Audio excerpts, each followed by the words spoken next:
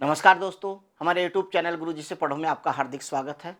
और जैसा कि आप जानते हैं कि राजस्थान में जो कोरोना बढ़ रहा है उसकी वजह से क्या किया गया है कि 10वीं बोर्ड एग्जाम और 12वीं की जो बोर्ड एग्जाम है उनको राजस्थान सरकार ने स्थगित कर दिया गया है।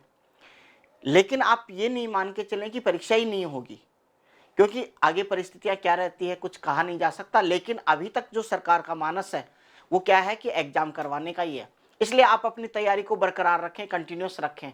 जो स्थगित की है उसका फायदा आप ये उठा सकते हैं कि आप और अधिक तैयारी कर सकते हैं, और जो तैयारी कर रहे हैं वो भी इसको कंटिन्यूस रखें। ये दिमाग में नहीं रखें कि ये लो साहब एग्जाम तो नहीं होगी और तैयारी करने की जरूरत नहीं है। जो ऐसा विचार रखेगा वो नुकसान में जाएगा, और जो तैयारी कर रहा है अपनी तैयारी बरकरार कंटिन्यूस रखेगा वो उसको फायदे के रूप में लेगा और उसको फायदा मिलेगा भी। तो इसलिए आप अपनी तैयारी को बरकरार रखें। और आज हम बात करने वाले हैं वो ये करने वाले हैं कि जो माध्यमिक शिक्षा बोर्ड का जो एग्जाम का जो एक पैटर्न होता है उस पैटर्न के आधार पे अपन ने जो लेसन्स हैं एसएसटी के, उन हर लेसन में कौन से क्वेश्चंस जो इंपॉर्टेंट बनते हैं उनको लेके आए हैं। तो आज सबसे पहले बात करेंगे जो प्रथम चैप्टर है सामाजिक का, कौन सा, स्वर्णिम भारत प्रारंभ से 1206 ईस्वी तक। आपने देखा होगा कि माध्यमिक शिक्षा बोर्ड ये जारी कर चुका है कि इसके अंदर 5 नंबर के क्वेश्चन पूछे जाएंगे, और जो मॉडल पेपर जारी किया है उसके आधार पर अपन ने निष्कर्ष निकाला है कि इसमें जो क्वेश्चन पूछे जाने हैं वो 1+1+1+2। इसका मतलब एक एक नंबर के 3 प्रश्न और एक क्वेश्चन 2 नंबर का पूछे जाने की पूरी संभावना है। ये पूरा मॉडल जो पेपर है उसके आधार पे मैंने लिया है। और इसके अंदर जो सिलेबस है वो कौन कौन सा है, मौर्य वंश, गुप्त वंश और वर्धन वंश। ये 3 वंश अपने को याद करने हैं। मौर्य वंश की, और चंद्रगुप्त मौर्य ने नंद वंश के किस शासक को पराजित कर मगध के राज सिंहासन पर अधिकार किया था, और इसका आंसर होता है घननंद। और कब किया था, 326 ईसा पूर्व। ये भी आप याद रखें कि 326 ईसा पूर्व चंद्रगुप्त मौर्य ने जो नंदवंश के शासक है घननंद, इसको पराजित करके क्या किया, राज सिंहासन पे अधिकार कर लिया। अब यहाँ पे 3 ऑप्शन और हैं। इन 3 ऑप्शनों के बारे में भी यदि हम जाने तो हमें अन्य जो क्वेश्चंस हैं उसमें भी हमें सहायता मिलेगी। कि जैसे कुणाल, कुणाल कौन था आपको पता होगा कि क्योंकि आप काफी समय से अध्ययन कर रहे हैं। तो कुणाल क्या है, अशोक के बाद में जो उसका उत्तराधिकारी है वो कौन था, कुणाल। यहाँ पे बात करें वृहद्रथ की, वृहद्रथ ध्यान रखना मौर्य जो साम्राज्य है या मौर्य जो शासक हुए हैं उनका, मौर्य वंश का अंतिम शासक है। और सेल्यूकस निकेटर कौन था, वो यूनानी शासक जिसको चंद्रगुप्त मौर्य ने क्या किया था, पराजित किया था। तो ये तीनों के बारे में भी आपको जानकारी प्राप्त हो गई, और इसका आंसर क्या है, घननंद। आगे बात करें नेक्स्ट क्वेश्चन की, चंद्रगुप्त मौर्य ने जैन धर्म की दीक्षा किससे ली थी, मतलब किस जो जैन धर्म के गुरु हैं उससे ली थी। तो उसका आंसर है भद्रभाहु। कौन है, भद्रभाहु। आप साथ साथ ही इनको याद करते जाए। और मुझे विश्वास है कि जैसे ही आप ये पूरा वीडियो देखेंगे, पहले चैप्टर के जितने भी क्वेश्चंस हैं आप उन सब के बारे में पारंगत हो जाएंगे, और जो भी आपको मतलब बोर्ड में यदि आपको क्वेश्चन आता है उसका सही सही जवाब दे पाएंगे। भद्रभाहु इसका आंसर है। लेकिन भद्रसार और भद्रभाहु में एग्जाम में आप कंफ्यूज हो सकते हैं। ध्यान रखना, भद्रसार जो है ये जो इसका पुत्र है कौन, बिंदुसार, चंद्रगुप्त मौर्य का। इस बिंदुसार को क्या कहा गया है कि जो वायु जो पुराण है उसमें उसको क्या कहा गया है, भद्रसार कहा गया है। और मेगास्थनीज के बारे में आप जानते हैं कि जो सेल्यूकस निकेटर था उसका राजदूत जो चंद्रगुप्त मौर्य के समय में उसके दरबार में था। चाणक्य आप जानते हैं चंद्रगुप्त मौर्य का क्या था, गुरु। तो इस तरीके से आप बाकी ऑप्शन के बारे में भी अपन पूरी डिस्कस करेंगे, ताकि कम क्वेश्चनों के अंदर अपन अधिक से अधिक ज्ञान प्राप्त कर सके और संभावना ये रहे कि अपना कोई क्वेश्चन गलत नहीं हो पाए। बात करते हैं चंद्रगुप्त मौर्य ने किस यूनानी शासक को पराजित किया था। अभी पिछले क्वेश्चंस में भी अपन बात कर चुके, कौन, सेल्यूकस निकेटर। सेल्यूकस निकेटर जिसको इन्होंने पराजित किया था। अब ये 3 और कौन है इनके बारे में जान लेते हैं। मेगास्थनीज अभी पिछली स्लाइड में क्वेश्चन में अपन ने बात कर चुके कि मेगास्थनीज कौन था, इसी सेल्यूकस निकेटर का राजदूत था जो चंद्रगुप्त मौर्य के समय था। एंटियोकस प्रथम, एंटियोकस जो प्रथम है ये बिंदुसार के समय में यूनान का शासक था। और चाणक्य कौन है, चंद्रगुप्त मौर्य का गुरु। आगे बात करते हैं नेक्स्ट, किस मौर्य शासक को यूनानी लेखक अमित्रोचेटस कहते हैं। इसमें बिंदुसार जो है इसको यूनानी शासक जो है इसको अमित्रोचेटस के नाम से जानते हैं। आगे बात करें, बिंदुसार के दरबार में यूनानी शासक एंटियोकस प्रथम ने किसे अपना राजदूत नियुक्त किया था? और यह है डाइमेकस। कौन है? डाइमेकस। तो यूनान का जो शासक है एंटियोकस प्रथम, इसने बिंदुसार के समय में अपना राजदूत नियुक्त किसको किया? डाइमेकस को। बाकी के बारे में बात कर लेते हैं। डियानिसियस कौन था? यह भी राजदूत है, लेकिन ये कहां का है? मिस्र का। कहां का है? याद रखें, मिस्र का, क्योंकि हो सकता है यहां पे तो यूनानी शासक की बात कर रहा हूं, पता चले कि मिस्र का क्वेश्चन पूछ लिया, आपको दिमाग में ये रहा डाइमेकस, तो आंसर गलत होने की संभावना है, इसलिए ध्यान रखें। यदि क्वेश्चन आता है कि मिस्र के शासक ने बिंदुसार के दरबार में किसको अपना राजदूत बनाकर भेजा था, तो क्या आ जाएगा? डियानिसियस। याद कैसे करें? इन दोनों को याद ऐसे रखें कि देखो यहां पे मैंने लिखा मिस्र नीचे और यहां पे यूनानी। यूनानी शब्द बड़ा है, मिस्र छोटा है, तो वे बड़े के साथ में तो ये छोटा वर्ड आएगा डाइमेकस, और इस छोटे के साथ में ध्यान रखना डियानिसियस जो बड़ा वर्ड है ये आएगा। समझ में आ रहा है ना? इस तरीके से क्या कंफ्यूज नहीं हो गया आप एग्जाम में। फिलाडेल्फस कौन था? ये ध्यान रखना, फिलाडेल्फस जो डेल्फस है ये बिंदुसार के समय में कहाँ का शासक था? मिस्र का शासक था, और इसी ने इसको भेजा था यहाँ पे बिंदुसार के दरबार में। और मैगस्थनीज आप जानते ही हो, चंद्रगुप्त मौर्य के दरबार में ये सेल्यूकस निकेटर का राजदूत था।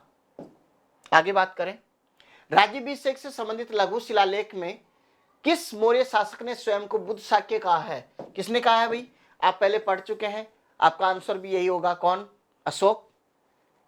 आगे बात करें, अशोक ने बुद्ध के त्रिरत्न बुद्ध, धम्म और संघ के प्रति अपनी आस्था प्रकट की है। कौन सी शिलालेख में प्रकट की है? देखो, मास्की अभिलेख में, गुजरा अभिलेख, सारनाथ अभिलेख, भाब्रू अभिलेख। तो ये इसका आंसर कहां है? भाब्रू अभिलेख। याद रखें, कहां पर है? भाब्रू अभिलेख में। इसके आगे बात करें हम, अशोक के अधिकांश अभिलेख किस लिपि में है? तो कौन सी लिपि में है इसके? ये है ब्राह्मी लिपि में। कहां पर है? ब्राह्मी लिपि जो है। और ध्यान रखें, भारत जो है भारत का शासक रहा है, भारत के अंदर इन्होंने बहुत सारे अभिलेख लगवाए। जो वर्तमान जो पाकिस्तान है वहां पे तो खरोष्टी लिपि के है, क्योंकि उस समय तो भारत एक ही था। बाद में विभाजन तो आपको पता है अभी 1947 में, उससे पहले तो भारत एक ही था। तो वहां पर ये जो खरोष्टी लिपि वाले हैं ये तो पाकिस्तान की तरफ है, और भारत के अंदर कौन से हैं? ब्राह्मी। भारत बड़ा देश है, यहीं पे ज्यादा उसके अभिलेख हैं, तो दिमाग में अच्छे से बैठा ले, ब्राह्मी जो लिपि है उसके अधिकांश अभिलेख हैं। आगे बात करते हैं, अशोक के अभिलेखों को पढ़ने में पहली बार सफलता किससे मिली थी? जेम्स प्रिंसेस को। किसको मिली थी? जेम्स प्रिंसेस को सबसे पहले सफलता मिली थी।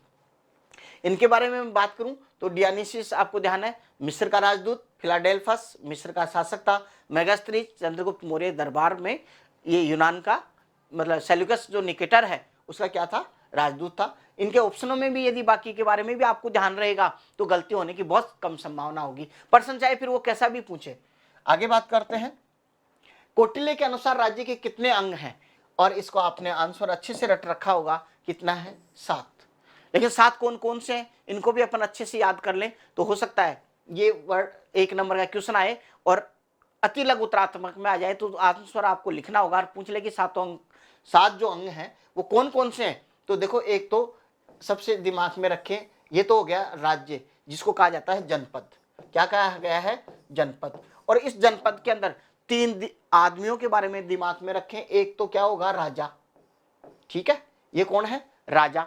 और राजा के साथ में इसी का एक मित्र दोस्त भी होना चाहिए। ये दोस्त, ये लो, ये मैंने बना दिया दोनों हाथ मिलाते हुए, तो आपको नजर आ जाना चाहिए। और तीसरा एक और होना चाहिए, इसको मैंने छोटा बना देता हूं जिससे आपको दिमाग में रहे। ये क्या होना है? अमात्य। तो एक होना चाहिए अमात्य, ये हो गया मित्र, और ये हो गया राजा। तो देखो 4 तो आपको अच्छे से याद हो गए। ये तो हो गया जनपद, ये हो गया अमात्य, ये मित्र और ये तो 4 हो गए। इसके अलावा 3 और बच गए। 3 को कैसे याद करें? राजा के पास में रहने के लिए या सुरक्षा के लिए क्या होना चाहिए? दुर्ग होना चाहिए। मान लो यदि दुर्ग नहीं है तो राजा की रक्षा कैसे हो पाएगी? इसलिए दुर्ग, ये 5 नंबर पे याद रखें। इसके बाद राजा के पास मान लो पैसा ही नहीं है, कोष ही नहीं है, तो कैसे राजा? तो इसलिए क्या होना चाहिए? पैसा होना चाहिए, बहुत सारे सोना ही सोना होना चाहिए, जिसको बोला है मैंने कोष। तो ये भी कोष होना चाहिए। और क्या होना चाहिए, राजा के पास मान लो सेना ही नहीं होगी तो वह कैसे बाकी पे अपना प्रभाव जता पाएगा, तो एक क्या होनी चाहिए, सेना भी होनी चाहिए। और ये बहुत सारी ये लो मान लो ये सेना खड़ी है यहाँ पे। तो इस तरीके से ये जो 7, 1 2 3 4 फिर 5 6 और 7, ये 7 जो अंग है, ये कौटिल्य ने बताया है कि राज्य के कितने अंग होने चाहिए, 7 अंग जरूरी है। याद भी हो गया होगा। यदि आपको ये अति लघुत्रात्मक में लिखवाता है कि 7 अंगों के बारे में लिखिए तो आप लिख सकते हैं। आगे बात करते हैं, अशोक ने राज्याभिषेक के 10वें वर्ष कहाँ की यात्रा की थी। देखो इसकी यात्रा के 2 प्रश्न बनते हैं, एक तो 10वें वर्ष कहाँ की यात्रा की थी और एक दूसरा बनता है 20वें वर्ष, क्योंकि उसकी 2 ही यात्राएं इंपॉर्टेंट है। तो फिर दूसरी 20वें, पहले बात कर लेते हैं 10वें वर्ष। 10वें वर्ष में यात्रा की थी बोध गया की, और बोध गया का स्थल के बारे में आप जानते हैं कि यहाँ पे महात्मा बुद्ध को क्या हुआ था, ज्ञान की प्राप्ति हुई थी। क्या हुआ था, ज्ञान की प्राप्ति हुई थी। मेरे साथ साथ बोलते रहे ताकि आपको अच्छे से याद हो जाएगा। तो बोध गया में क्या हुआ था, महात्मा बुद्ध को ज्ञान की प्राप्ति हुई थी। तो अशोक पहले तो वहां पे जाता है जहां पे महात्मा बुद्ध को ज्ञान की प्राप्ति हुई, मतलब 10वें वर्ष जाता है। और उसके बाद 20वें वर्ष में जो यात्रा करता है वो करता है लुम्बिनी की, 20वें वर्ष में। और लुम्बिनी क्या है, ये महात्मा बुद्ध की जन्मस्थली है। क्या है ये, महात्मा बुद्ध की जन्मस्थली है, महात्मा बुद्ध की जन्मस्थली या कहें जन्म स्थान। महात्मा बुद्ध का क्या है, जन्म स्थान है। तो यहां पे इस तरीके से उसने 2 यात्राएं की थी, इनको भी आप अच्छे से याद कर सकते हैं। और दूसरा बस ये 2 यात्राएं उसने इंपॉर्टेंट है तो दोनों याद करेंगे, अपने सिलेबस में यही दोनों हैं। आगे बात करें नेक्स्ट पर्सन की, किन अभिलेखों में अशोक का नाम मिलता है। मतलब अशोक का नाम अशोक मिलता है, कौन कौन से अभिलेख है, ये 2 अभिलेख हैं जिनमें अशोक का नाम मिलता है खुद का, बाकी में सब में अशोक नाम नहीं लिखा हुआ। तो कौन कौन से उसमें मिलता है, मास्की अभिलेख में, गुजरा अभिलेख में, और ये दोनों ही। तो यहाँ पे आंसर तो कौन सा हो जाएगा, क्योंकि दोनों में तो मिलता है। और ये जो तीसरा ऑप्शन दिया है मैंने इन दोनों का ही दिया है, ए और ब, तो ये अपना राइट आंसर होगा। लेकिन दिमाग में आप अच्छे से रखें कि मास्की और गुजरा अभिलेख में क्या मिलता है, अशोक का नाम अशोक मिलता है। आगे बात करते हैं, अभिलेखों में अशोक के किन उपाधियों से विभूषित किया गया है। तो फिर भाई मास्की और गुजरा में तो अशोक लिखा है, तो बाकी में क्या नाम लिखा है उसका, उसको उपाधि लिखी हुई है। उपाधि क्या है, देवनाम पिए और देवनाम पिए 10, ये 2 उपाधियां मिलती हैं अभिलेखों के अंदर। इसका मतलब यहाँ पे आंसर क्या हो जाएगा, ए और बे वाला, ये से ऑप्शन। लेकिन दोनों याद रखें, देवनाम पिए और देवनाम पिए 10। आगे बात करते हैं नेक्स्ट क्वेश्चन में, समाहर्ता अधिकारी का क्या कार्य था। समाहर्ता अधिकारी का क्या कार्य था, तो देखो एक तो काम था उसका राजस्व एकत्रित करना, आय व्यय, यहाँ पे व्यय कर लेना, आय व्यय क्या, ब्यौरा रखना, वार्षिक बजट तैयार करना, ये तीनों ही काम थे उसके। इसलिए यहाँ पे आंसर क्या हो जाएगा, उपयुक्त सभी। आप लेकिन तीनों को अच्छे से याद करें, हो सकता है ये अति लघु त्रात्मक में आ जाए ऑब्जेक्टिव की जगह जिसमें लिखना पड़े, तो तीनों आप आराम से लिख पाए। क्या है, राजस्व एकत्रित करना, आय व्यय का ब्यौरा रखना और वार्षिक बजट तैयार करना, ये 3 काम है समाहर्ता अधिकारी के। आगे बात करते हैं नेक्स्ट क्वेश्चन पे, अशोक द्वारा किन 4 गुहाओं का निर्माण करवाया गया था। तो यहाँ पे कर्ण, चापर, सुदामा, विश्व झोपड़ी, ये 4 जो गुहाएं हैं ये अशोक के द्वारा निर्माण करवाई गई है। इनको याद ऐसे रखें कि कर्ण के पास में क्या है, चापर, कर्ण के पास में क्या है, चापर, ऐसे समझ लो। चापर को छप्पर समझ सकते हैं आप कि एक छोटा सा छप्पर है कर्ण, जबकि कर्ण तो राजा रहा है लेकिन उसके पास तो छप्पर है। और सुदामा बहुत गरीब आदमी रहा है लेकिन इसके पास कौन सी झोपड़ी है, विश्व झोपड़ी, जिसमें पूरा विश्व बैठ सके। ऐसा करके आप याद रख सकते हैं इनको कि सुदामा, क्योंकि सुदामा के नाम से आपको लगता है कि हाँ एक गरीब सा आदमी जो जिस कृष्ण का मित्र, तो इसके पास में लेकिन क्या है, विश्व झोपड़ी। विश्व झोपड़ी का मतलब विश्व आराम से रह सकता है। और यहाँ पे कर्ण राजा है लेकिन इसके पास क्या है, चापर। आगे बात समझ में, तो इस तरीके से आप याद रख सकते हैं। आगे बात करते हैं गुप्त वंश के बारे में। ये 15 क्वेश्चनों के बारे में बात करके मैंने लगभग गुप्त वंश के जितने इंपॉर्टेंट जो क्वेश्चन बन रहे थे उन सबको इसमें संकलन करने का प्रयास किया है। अब बात करते हैं गुप्त वंश की। गुप्त वंश का संस्थापक कौन था, सीधा से याद रखें, सिर्फ गुप्त के श्री लगा दो तो क्या बन जाता है, इसका संस्थापक बन जाता है। तो कौन हो गया, श्री गुप्त। आगे बात करते हैं, किस गुप्त शासक ने के सिक्कों पर अश्वमेघ पराक्रम लिखा हुआ है, ये है समुद्रगुप्त के। समुद्रगुप्त के जो सिक्के हैं उन पे क्या लिखा हुआ है? अश्वमेघ पराक्रम। क्यों? क्योंकि इसने अश्वमेघ यज्ञ करवाया था और उस समय जो सिक्के प्रिंट करवाए उन पे लिखा हुआ है अश्वमेघ पराक्रम। आगे, चीनी यात्री फाहियान किस गुप्त शासक के काल में भारत आया था? ये ध्यान रखें, चंद्रगुप्त जो द्वितीय है इसके समय में भारत आया है। यहाँ पे चंद्रगुप्त प्रथम है, चंद्रगुप्त द्वितीय है। अब कैसे याद रखें? ध्यान रखना, यहाँ पे द्वितीय अच्छे से याद रखें कि फाहियान किसके काम शासन काल में भारत आया था? चंद्रगुप्त द्वितीय, प्रथम मत कर देना। आगे, शक विजय के बाद चंद्रगुप्त द्वितीय ने कौन सी उपाधि धारण की थी? शक विजय के पास में जो उपाधि धारण की वो की थी? विक्रमादित्य की। कौन सी? विक्रमादित्य की। आगे, निम्न में से सही विकल्प का चयन किए। यहाँ पे ये चयन करना है कि अभिज्ञान शाकुंतलम जो नाटक है ये किसने लिखा है? याद रखें, कालिदास ने। रघुवंशम नाटक किसने लिखा? ये भी कालिदास ने। ये महाकाव्य है और ये नाटक है। मर्चकटिकम नाटक किसने लिखा है? शूद्रक ने। और मुद्रा राक्षस नाटक किसने लिखा है? विशाख दत्त ने। इनको चारों को आप याद करें अच्छे से। क्यों? क्योंकि ये इनके बारे में अलग से भी क्वेश्चन पूछा जा सकता है कि मुद्रा राक्षस का लेखक कौन है, तो आपको वहां पे भी विशाख दत्त लिखना है। मैंने चारों को एक साथ संकलित किया है कि ताकि एक ही क्वेश्चन में आपको चारों याद हो जाए। तो अभिज्ञान शाकुंतलम किसने लिखा है? कालिदास। रघुवंशम किसने लिखा है? कालिदास ने। मर्चकटिकम शूद्रक ने। और मुद्रा राक्षस विशाख दत्त ने। आगे बात करते हैं, गुप्तकालीन प्रसिद्ध 3 गणितज्ञों और ज्योतिषियों के नाम लिखिए। तो गुप्त काल के अंदर ये 3 गणितज्ञ और ज्योतिषी हुए थे, जैसे आर्यभट्ट, वराहमिहिर और ब्रह्मगुप्त। इन तीनों को आप अच्छे से याद कर लें। आर्यभट्ट, वराहमिहिर और ब्रह्मगुप्त तीनों ही क्या है? गणितज्ञ भी है और ज्योतिष का ज्ञान भी रखते हैं। आगे, पुष्यभूति वंश के बारे में बात करते हैं। पुष्यभूति वंश, देखो, वर्धन वंश या पुष्यभूति वंश ये दोनों एक ही हैं। इसका संस्थापक कौन है? तो संस्थापक पूछता है इसका, तो देखो यदि पुष्यभूति क्वेश्चन में आता है तो सीधा सा पुष्यभूति इसका आंसर कर देना। लेकिन वर्धन वंश लिखा है और मैंने बता दिया पहले दोनों एक ही है, तो इसलिए आप यहाँ पे अच्छे से याद कर लें, पुष्यभूति ही इसका क्या है? संस्थापक है। और यहाँ पे ध्यान रखिए, श्रीगुप्त किसका था? गुप्त वंश का। चंद्रगुप्त मौर्य किसका संस्थापक है? मौर्य वंश का। आगे, वर्धन वंश या पुष्यभूति वंश का प्रतापी शासक कौन है? प्रतापी शासक है हर्षवर्धन। आपको पता होगा इसके सबसे 3 इंपॉर्टेंट शासक हुए हैं। कौन कौन से? एक तो है प्रभाकर वर्धन जो यहाँ पे आ गया, एक दूसरा है राज्यवर्धन और तीसरा है हर्षवर्धन।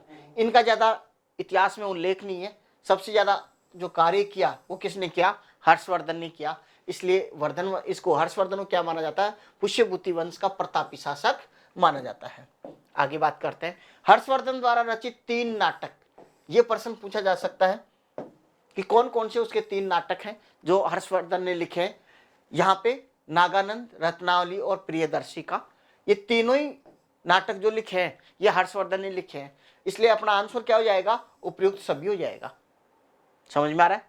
लेकिन याद कैसे रखें? मान लो यहाँ पे तो ऑप्शन में है तो इसलिए अपन लिख पा रहे हैं या इसको टिक कर रहे हैं कि उपयुक्त सभी है, लेकिन अति लघु उत्तरात्मक प्रश्न आ गया है कि वहां पे लिखवा लिया, तो कैसे याद रखेंगे? इसको याद करने का एक तरीका है। तरीका ऐसे कि आप याद रखें कि यहां पर ये है हर्ष।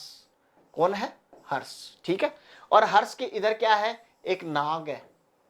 क्या है? ये नाग है। ये लो, ये क्या है? नाग। तो इसका नाम तो ये तो क्या हो गया?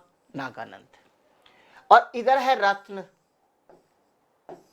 ये अंगूठी टाइप में आपने देखा होगा, अंगूठी के ऊपर यहाँ पे क्या लगा होता है? एक रत्न लगा होता है। ठीक है, तो और रत्न से बना लो आप रत्नावली। क्या बना लो? रत्नावली। और ये दोनों ही नागानंद और रत्नावली दोनों ही हर्ष को क्या है? प्रिय है, इसलिए इससे बना लो क्या? प्रियदर्शी का। और इस तरीके से यदि आपको ये चित्र दिमाग में आ जाएगा तो तीनों याद आ जाएगा। इधर तो नागानंद, इधर ये रत्नावली, और ये दोनों ही क्या है? हर्ष को प्रियदर्शी का या कहे तो इन तीनों नामों को आप आसानी से याद कर सकते हैं। आगे बात करते हैं नेक्स्ट क्वेश्चन में, बाणभट्ट द्वारा रचित 2 ग्रंथ कौन कौन से हैं? ये प्रश्न भी इंपॉर्टेंट है। तो यहाँ पे 2 ग्रंथ उसने, एक तो हर्षचरित्र और कादंबरी, इन दोनों की रचयिता है कौन? बाणभट्ट। और बाणभट्ट कौन था? ये ध्यान रखना, हर्षवर्धन के समय इसका दरबारी कवि था। कौन था? हर्षवर्धन के समय उसका दरबारी कवि है। आगे बात करते हैं। मौर्यकालीन समाज और गुप्तकालीन समाज, यदि 2 नंबर के प्रश्न पूछे जाते हैं तो यहाँ पे इनका इंपॉर्टेंट रोल बनता है कि एक तो मौर्यकालीन समाज के बारे में पूछा जा सकता है या गुप्तकालीन समाज के बारे में, और इनके थोड़े से बड़े आंसर हैं तो आप आराम से उनको अपने बुक के माध्यम से इनको तैयार करें। और यदि ये वीडियो आपको अच्छा लगता है तो लाइक एंड शेयर करें, हमारे चैनल को सब्सक्राइब करें। Thanks for watching.